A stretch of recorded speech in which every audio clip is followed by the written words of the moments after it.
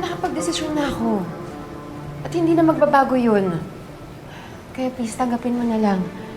Not if it has anything to do with your future. I promised your mother on her grave na aalagaan kita at hindi kita pababayaan. Tapos ganito lang ang mangyayari. Ray, do something about this.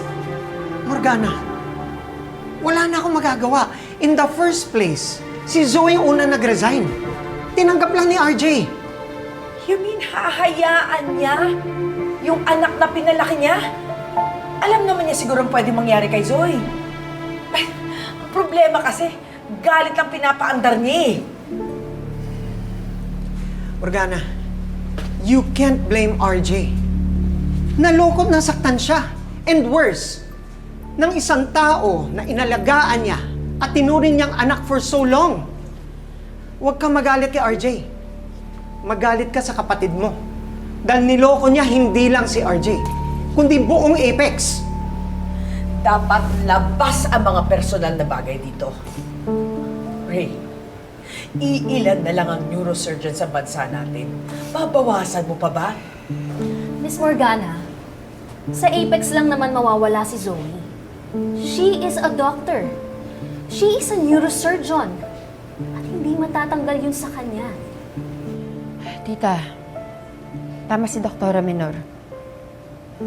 Pwede pa rin naman akong maging neurosurgeon eh.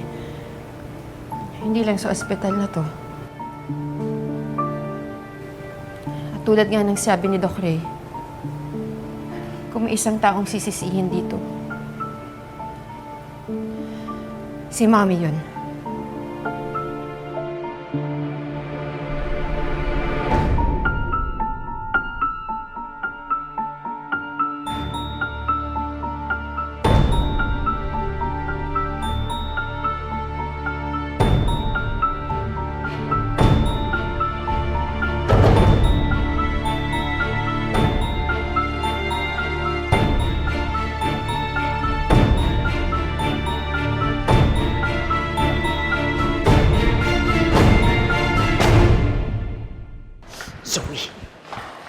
Zoe, why did you have to do that? Why did you have to resign? Wala, Dad already disowned me. Hindi na ako patatawanin. Wala, I'm done. I'm so done. So ano pang silbi ko dito sa Apex? Ayoko naman pagpalitan yung sarili ko pa sa buhay nila eh. You should have done something else.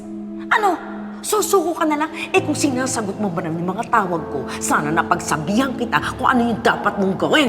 Anong gagawin ko? Magpaawa? Ginawa ko na yun!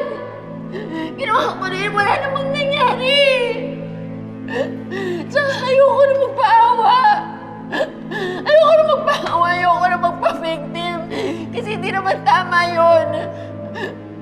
I have to face my consequences. I have to face my actions.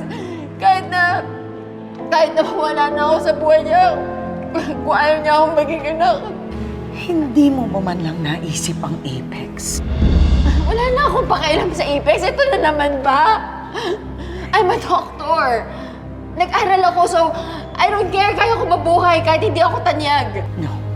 Apex is ours. It should be ours. It is my family's legacy. It is your birthright. Ibabalik ko sa'yo ang Apex. Pinapangako ko yun. Babalik ka dito sa Apex, Zoe. For now, hahayaan mo na kita, okay? You just rest and breathe and get enough energy to face them when you get back. Whatever you want. I don't care.